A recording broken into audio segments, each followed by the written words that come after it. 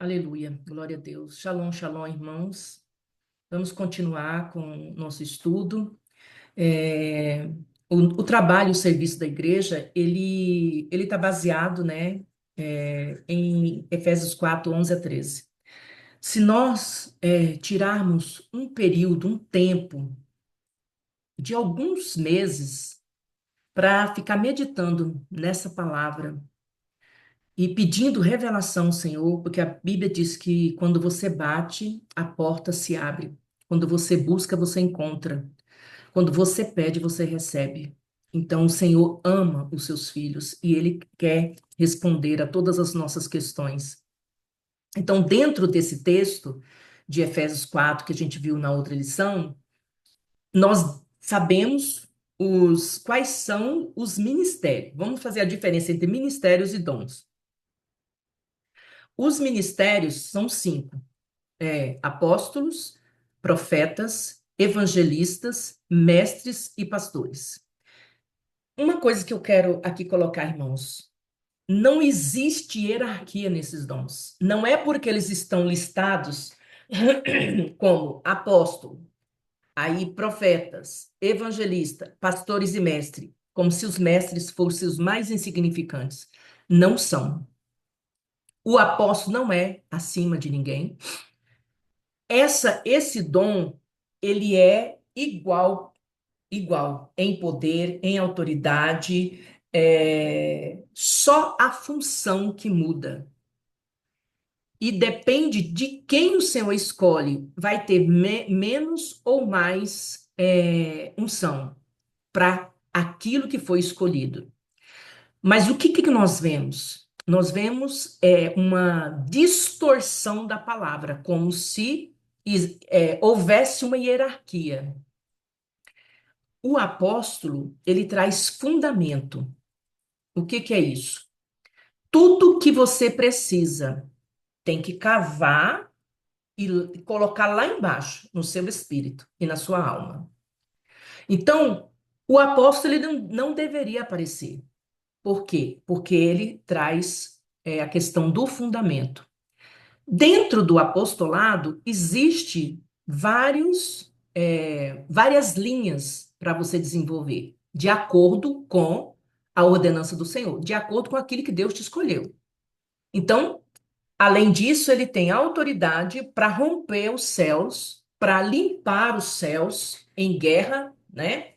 Para que aqui embaixo o pastor, o mestre, o evangelista tenha mais facilidade para se mover. Então ele trabalha assim.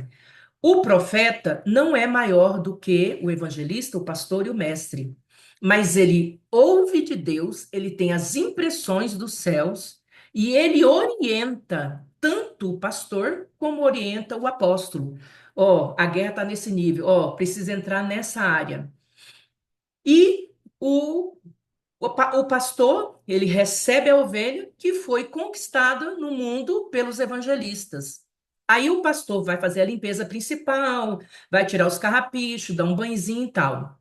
Mas dentro do corpo de Cristo tem o mestre. Aí o mestre vem e vai ensinar, vai discipular. Então, irmãos, não existe diferença, né? É até constrangedor você ir num lugar e pessoas falam: não, você é apóstolo, você senta aqui. Ah, e você é profeta, você senta aqui. Isso está errado, porque diante do Senhor nós somos todos iguais. E o que nós temos que entender? Não importa em que ministério o Senhor me chamou, em que ministério o Senhor me colocou, não importa que dom eu tenho. Eu preciso entender que eu tenho que viver Efésios 4, 11 a 13, que diz que o meu objetivo é o amadurecimento da igreja. Então eu estou aqui como servo, eu estou aqui para servir, eu estou aqui para fazer o serviço do Senhor na terra, porque ele não vai descer para fazer esse trabalho. Então, ele me constituiu, constituiu você como embaixadores dele aqui na terra. Então, nós é que vamos multiplicar a imagem e semelhança de Yeshua. E todos nós, irmãos, eu volto a repetir, nós fomos feitos nação eleita, sacerdócio real, povo santo, escolhido pelo Senhor. Então, todos edificam o corpo de Cristo. Agora, se eu estou aqui paralisado, Se eu estou sentado, eu não estou exercendo o meu chamado, eu preciso buscar passar por uma cura, por uma libertação. Às vezes, até um trabalho de perdão, porque fui ferida em igrejas e eu estou decepcionado e eu não quero mais sofrer. Então, eu prefiro ficar sentadinha no banco e não fazer mais nada. Mas, se você não exercer o seu propósito na terra, você não tem direito à herança. Você não tem direito a galardão. Então, você pode não fazer, não exercer. É um direito seu, o Senhor não obriga ninguém. Mas você não perde a salvação. Mas você perde os direitos de estar no reino, que são coisas diferentes. Então, pastor, eu vou perder minha salvação se eu não cumprir? Não, fica tranquilo. Você só não vai ter galardão, não tem herança posterior na vida futura, que Deus prometeu que nós vamos inaugurar o reino dele e ele vai nos estabelecer para governar, vai nos estabelecer para julgar os anjos, os demônios, eu falo os anjos caídos, né? Satanás e tudo. Então, é isso que vai perder. Então, quando eu estou dentro do meu chamado, fazendo aquilo que o Senhor quer, eu, eu posso ter com clareza, convicção que eu vou ter recompensa. Porque o Senhor, ele é um patrão, eu digo assim, né? Um Senhor justo, cheio de amor. Então ele sempre vai querer nos abençoar. Mas eu preciso estar envolvido. Então, não pense que só o pastor, só o mestre, só o profeta, só o apóstolo, só o evangelista tem essa responsabilidade. Mesmo que eu não tenha nenhum desse ministério, eu nunca posso perder a oportunidade de evangelizar. Eu sou apóstola por essência, por chamado. Mas se eu tiver uma oportunidade, eu vou evangelizar. Eu vou ganhar uma pessoa para Cristo. E se eu não tiver a oportunidade de falar, eu vou orar para que aquele coração possa se abrir e que outra pessoa tenha a oportunidade de falar. Eu vou estar pastoreando, não tenho chamado de pastora, mas se eu necessitar, eu vou fazer. Se eu precisar, eu não, eu amo ensinar, então eu vou ensinar. Então, nós temos que nos mover conforme a necessidade, mesmo nós tendo especificamente um chamado. Então, precisa quebrar. O Senhor está dizendo aqui, repetindo. Todos, todos são responsáveis pela edificação do corpo de Cristo. Então, eu preciso desenvolver esse chamado. Se eu não for dos cinco, eu vou me enquadrar em algum dom que está em 1 Coríntios 12. Vamos ler, do 12 ao 31. Isso aqui é muito conhecido, né? Diz assim: diversidade na unidade. Isso aqui, irmãos, é um texto perfeito para eu ter, assim, convicção que ninguém é maior do que ninguém. Ora, assim como o corpo de Cristo é uma unidade, embora tenha muitos membros, e todos os membros, mesmo sendo muitos, formam um só corpo, assim também com respeito a Cristo, com respeito a Cristo. Pois em um só corpo todos fomos batizados em um único Espírito, seja judeu, seja grego, seja escravo, seja livre. E a todos nós foi dado beber de um único Espírito. O corpo não é feito de um só membro, mas de muitos. Se o pé disser, por que não sou mão? Não pertenço ao corpo? Nem por isso deixa. Não, aqui não é uma pergunta. Por que não sou mão? Não pertenço ao corpo? Nem por isso deixa de fazer parte do corpo. Se o ouvido disser, porque não sou olho, não pertenço ao corpo, nem por isso deixa de fazer parte do corpo. Se todo o corpo fosse olho, onde estaria a audição? Se todo o corpo fosse ouvido, onde estaria o olfato?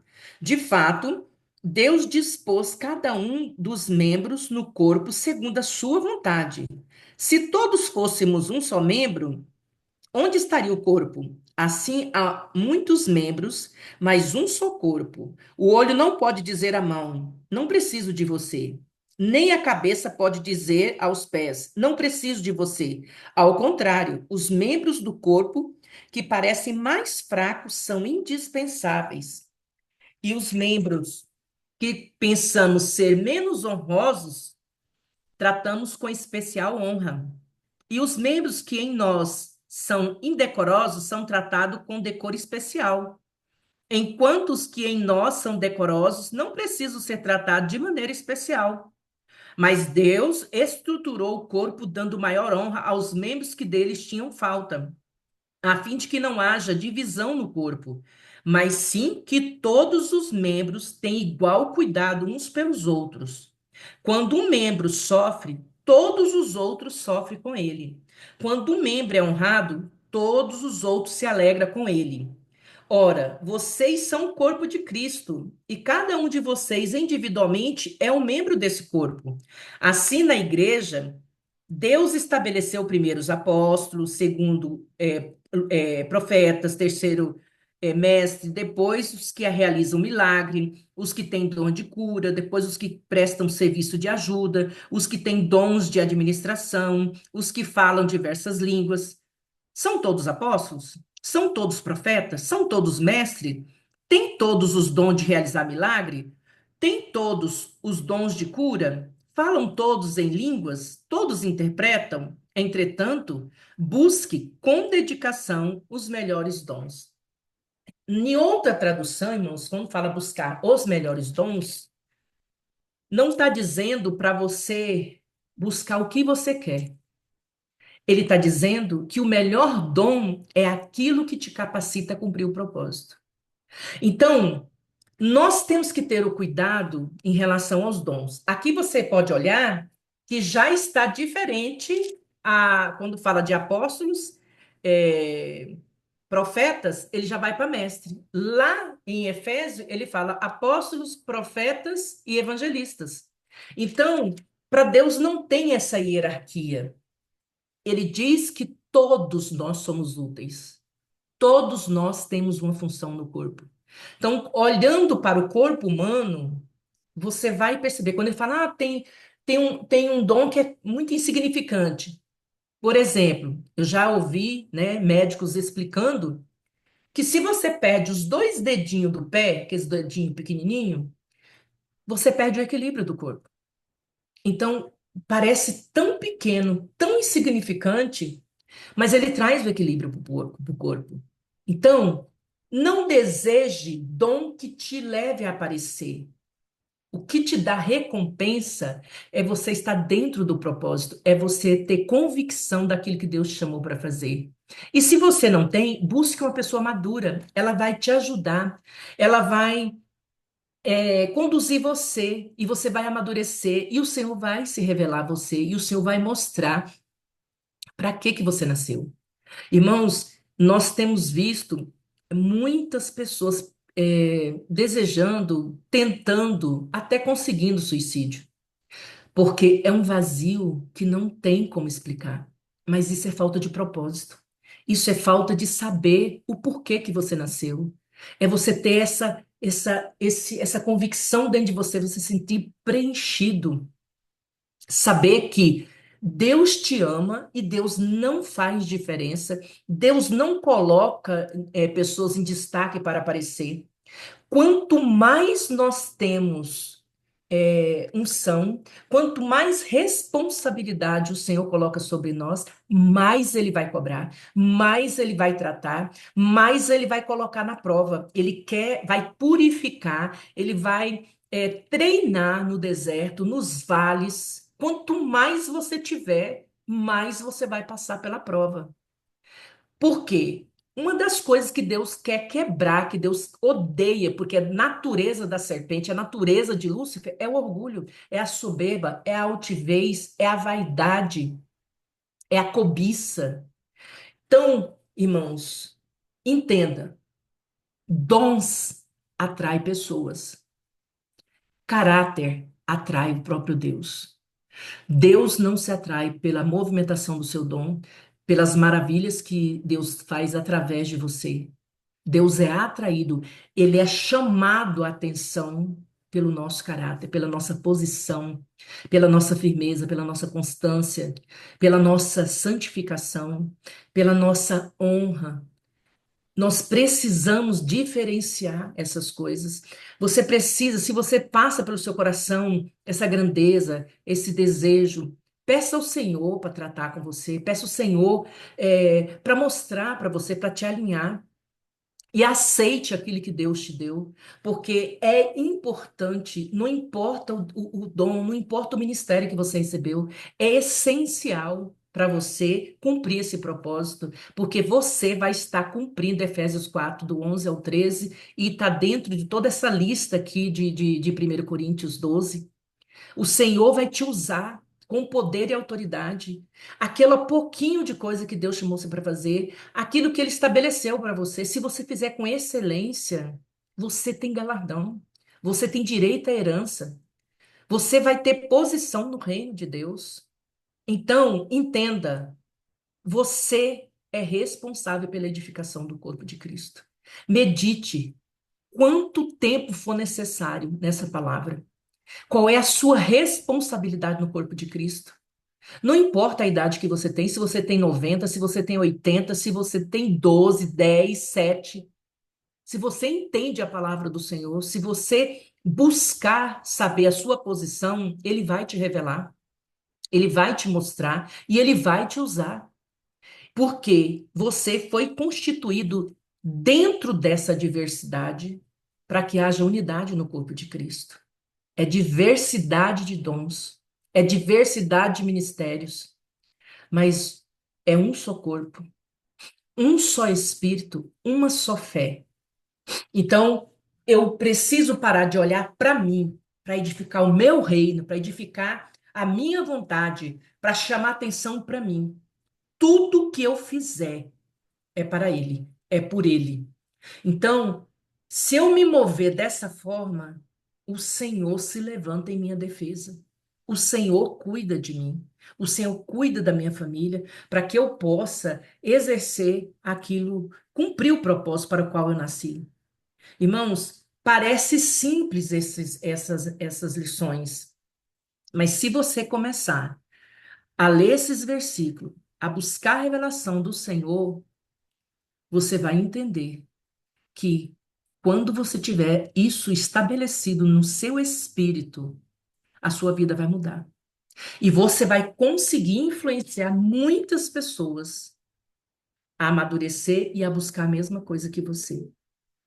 Eu glorifico ao Eterno pela vida de vocês e nós pedimos que essa palavra ela possa penetrar no seu espírito de uma forma sobrenatural. Se você está cansado, se você está decepcionado, se você está magoado, se você está ferido, procure ajuda.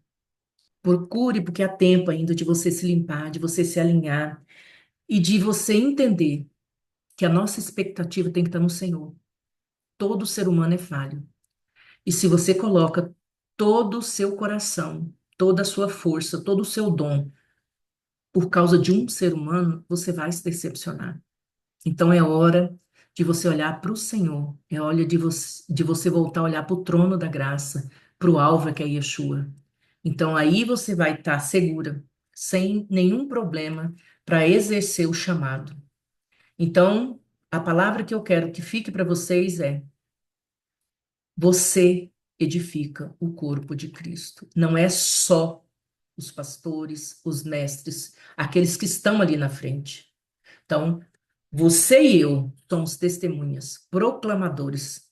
Nós somos edificadores. Nós somos as juntas e os ligamentos para fazer essas conexões entre os irmãos, para que haja um circular da vida de Deus dentro do corpo de Cristo. E o corpo de Cristo, eu digo, irmãos, não é um ministério, não é uma igreja local. Eu digo o corpo de Cristo na face da terra. São todos aqueles que entenderam que Cristo é o caminho, a verdade e a vida, e que vai voltar para o Senhor, para o eterno, aceitando essa aliança, que é uma aliança de sangue, um sangue que clama e um sangue que é maior do que qualquer outra aliança, que paga qualquer outra oferta. E ele vai nos religar ao eterno. Nos religando ao eterno, ele ativa em nós o propósito.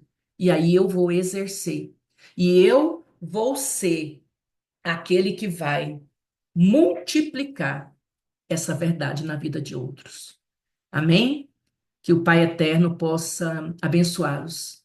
E que o que eu desejo é que o fogo que vem do trono de Deus, o fogo que aquece o primeiro amor, possa penetrar nos seus corações e que você possa ter desejo de voltar a viver esse primeiro amor.